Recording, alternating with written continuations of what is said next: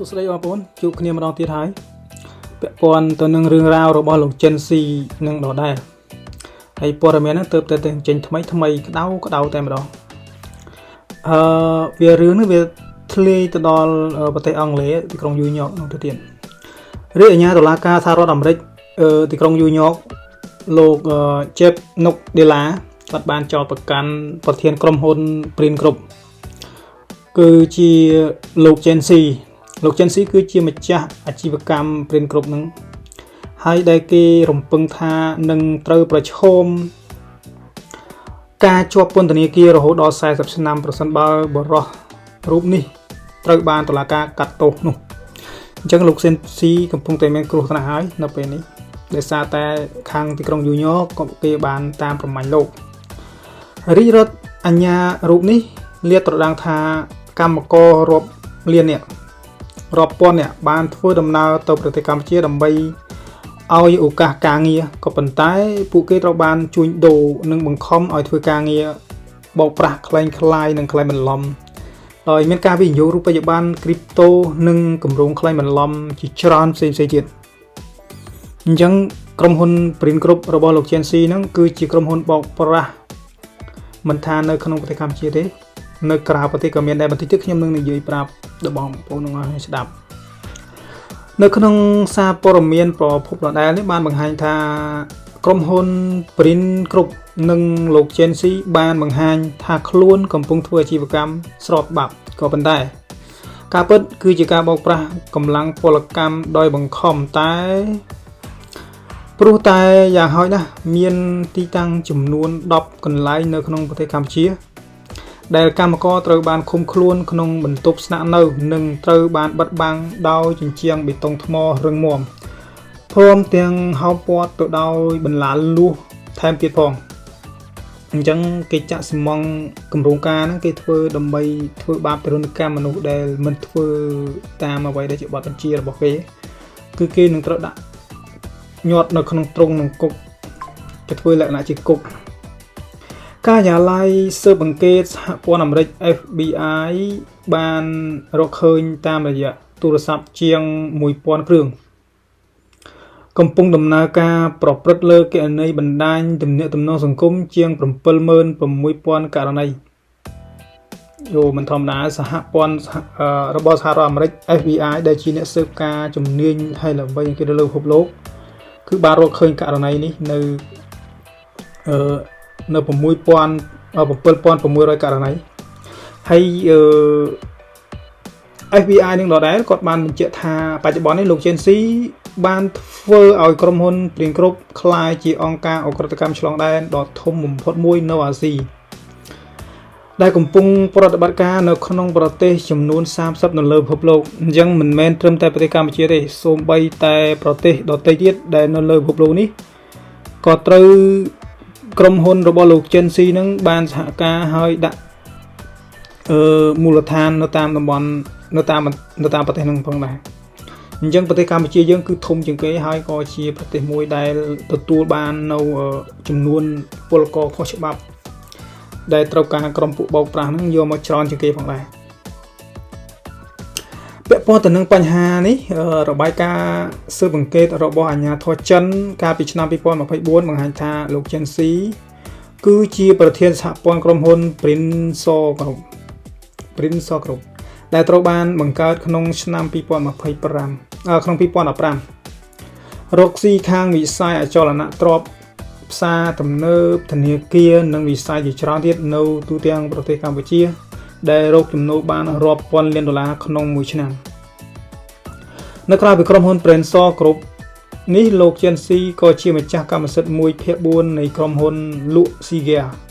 សូម្បីតាក្រុមបារីស៊ីហ្គាដែលក្មេងៗស្ទាវអាសាជក់ហ្នឹងក៏ជាក្រុមហ៊ុនរបស់លោក Gen Z ដែលសហការជាមួយដែរបងប្អូនខ្ញុំគិតថាគាត់ត្រឹមតែជាអ្នកបោកប្រាស់តាមបណ្ដាញអនឡាញទេក៏ប៉ុន្តែគាត់ជាម្ចាស់អាជីវកម្មអចលនទ្រព្យហើយជាម្ចាស់អាជីវកម្មផ្សារទំនើបនៅក្នុងប្រទេសកម្ពុជាមិនត្រឹមតែនៅប្រទេសកម្ពុជាទេសូម្បីតែនៅប្រទេសទាំង30ដែលជាប់ពាក់ព័ន្ធជាមួយនឹងលោក Gen Z ហ្នឹងក៏មានដែរហើយគាត់ខ្លាយទៅជាម្ចាស់ក្រុមហ៊ុនស៊ីហ្គានឹងទៀតផងហើយ ហើយបងប្អូនស្គាល់ទេក្រុមហ៊ុនបារីស៊ីហ្គាហ្នឹងគឺជាលំដាប់ជាតិរបស់ប្រទេសកុយបាក្រុមហ៊ុនស៊ីហ្គាហ្នឹងគឺជាក្រុមហ៊ុនប្រភេទ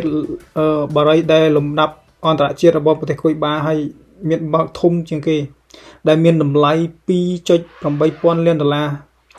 និងជាម្ចាស់អគារការិយាល័យតម្លៃ 114 លានដុល្លារស្ថិតនៅក្នុងម្ដុំអ្នកមានបំផុតមួយនៅទីក្រុងឡុងអញ្ចឹងលោក Chen Xi នេះមិនធម្មតាគាត់ទៅវ័យអាយុ38ឆ្នាំក៏ប៉ុន្តែគាត់មានសមត្ថភាពបង្កព្យុះបង្កភ្លៀងនៅលើពិភពលោកមិនមែនត្រឹមតែនៅក្នុងប្រទេសមួយទេមិនល្បីនៅក្នុងប្រទេសមួយឬក៏ពីរប្រទេសនេះគឺនៅលើពិភពលោកគឺទួស្គាល់ថាលោក Chen Xi គឺជាកម្ពុជាមនុស្សដែលខ្លាំងបំផុតផ្នែកខាងគ្រប់គ្រងលើបណ្ដាញជនឧក្រិដ្ឋកម្មឆបោកតាមប្រព័ន្ធអនឡាញនិងតាមប្រព័ន្ធ network ហើយលោកផងដែរក៏ជាម្ចាស់ក្រុមហ៊ុននៅបណ្ដាប្រទេសជាច្រើននៅលើពិភពលោកបើរាប់ទៅវាមាន30ប្រទេសទៅហើយប្រទេសកម្ពុជាយើងគឺធំជាងគេហើយលោកក៏ជាអ្នកឈរជើងធំជាងគេដែរដោយសារគាត់គឺជាទីប្រឹក្សារបស់លោកនាយរដ្ឋមន្ត្រីហ៊ុនសែនដែលជាអតីតហើយមកដល់បច្ចុប្បន្ននេះលោកហ៊ុនសែនគឺជាប្រធាននៃរដ្ឋសភាហើយលោក Chen Xi ដដែលក៏នៅតែជាទីប្រឹក្សារបស់ហ៊ុនសែនដែរបើសិនយើងនិយាយឲ្យស្រួលស្ដាប់ទៅលោក Chen Xi ហ្នឹងគាត់ឋានៈគាត់ស្មើនឹងនាយករដ្ឋមន្ត្រីនៅខ្មែរវាគ្រាន់ថាប្រទេសកម្ពុជាវាគោរពតួនាទីជានាយករដ្ឋមន្ត្រីអង្គម្នាក់ក៏ប៉ុន្តែលោក Chen Xi ហ្នឹង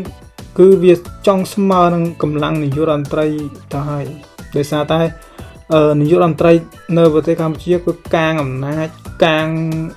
នៃក្តីសុខនិងជាអ្នកផ្ដល់ជំរកនិងផ្ដល់ទីតាំងយ៉ាងធំនិងផ្ដល់កន្លែងក៏គិតក្រែងដល់លោក Chen Xi អញ្ចឹងលោក Chen Xi ជាទីប្រឹក្សាក៏ប៉ុន្តែលោក Chen Xi គឺជាអ្នកមួយនៅក្នុងចំណោមមនុស្សនៅក្នុងប្រទេសកម្ពុជាលោក Chen Xi គឺជាអ្នកមួយក្នុងចំណោមមនុស្សក្នុងប្រទេសកម្ពុជាដែលជាមេដឹកនាំខ្មែរក៏នៅក្រោមការរៀបចំនិងចាត់ចែងរបស់គាត់ដែរដោយសារតែ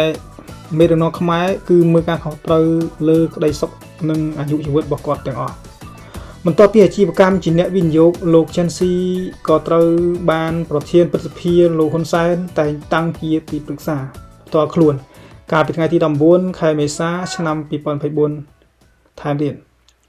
បន្ទាប់ពីទទួលបានក្រុមងារជាអ្នកអង្គការកាលពីថ្ងៃទី10ខែកក្កដាឆ្នាំ2020តាមការទទូចថ្វាយរបស់លោកហ៊ុនសែនទៅអង្គព្រះមហាក្សត្រមិនធម្មតាទេលោកហ៊ុនសែនក៏ទទូចថ្វាយស្នើសុំទៅព្រះអង្គព្រះមហាក្សត្រដើម្បីដាក់រមងារឲ្យលោក Chen Xi ជាអ្នកអង្គការប្រចាំនៅក្នុងប្រទេសកម្ពុជាហើយក៏ជាអ្នកផ្លាស់ប្ដូរសញ្ជាតិឲ្យលោក Chen Xi ពីចិនមកកម្ពុជាផងដែរអញ្ចឹងលោកហ៊ុនសែនគឺជាអ្នកត្រួសត្រាយផ្លូវឲ្យលោក Chen Xi ក្នុងការធ្វើអាជីវកម្មនិងបើកបណ្ដាញសង្គមនៃជនក្រិតកម្មប្រឆាំងនឹងមនុស្សនិងអំពើក្បត់ទៅនឹងច្បាប់ហើយមានប្រទេសជាច្រើនដែលកំពុងតែតាមប្រមាញ់និងស៊ើបសួររកសាច់ញាតិបងប្អូនដែលពួកគេមានបន្ទុកធ្ងន់បំផុតទៅនឹងគ្រួសារ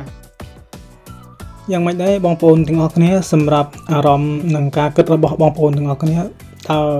អ្នកទាំងអស់គ្នាយល់យ៉ាងដូចម្តេចដែរអំពីបញ្ហាគេឈ្មោះរបស់លោក Chen Xi ដែលបានបង្កព្យុះបង្កភ្លៀងនៅលើពិភពលោកជាពិសេសហ្នឹងក៏បានផ្ដល់នៅរឿងអាស្រូវដ៏ធំបំផុតនៅក្នុងប្រទេសកម្ពុជាដែលពាក់ព័ន្ធទៅនឹងថ្នាក់ដឹកនាំកម្ពុជារបស់ប្រទេសកម្ពុជានេះតែម្ដងហើយថ្នាក់ដឹកនាំយើងផងដែរក៏ជាអ្នកកាងអំណាចជូននិងជាអ្នកមើលការខុសត្រូវដល់លោក Chen Xi ហើយបញ្ហានេះមិនមែនត្រឹមតែនៅក្នុងប្រទេសប្រទេសកម្ពុជានិងប្រទេសអាមេរិកអង់គ្លេសទេសូម្បីតែក្នុងប្រទេសកូរ៉េនោះក៏ពាក់ព័ន្ធខ្លាំងណាស់ដែរហើយនឹងមានព័ត៌មានជាច្រើនទៀតទាក់ទងនឹងបញ្ហាលោក Chen Xi ក៏ប៉ុន្តែខ្ញុំសូមឆ្លើយតែប៉ុណ្ណេះសិនអរគុណច្រើនសម្រាប់ការតាមដានរបស់បងប្អូន